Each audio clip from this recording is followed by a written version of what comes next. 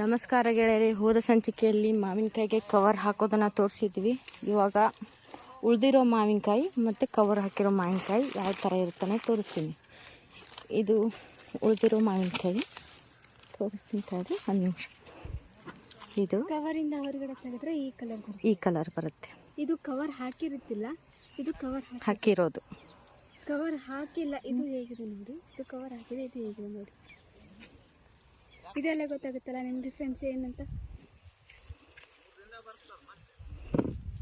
ನೋಡಿ. ಎಷ್ಟು ಚೇಂಜ್ ಕಾಣುತ್ತೆ ನೋಡಿ, ಇಷ್ಟು ಚೇಂಜ್ ಕಾಣುತ್ತೆ. ಇವೇನಿದಾವಲ್ಲ ಇವು ಕವರ್ ಹಾಕ್ಲಾರ್ದು, ಇವು ಉಳಿದಿದ್ದೇನದಲ್ಲ ಕವರ್ ಹಾಕಿದ್ದು.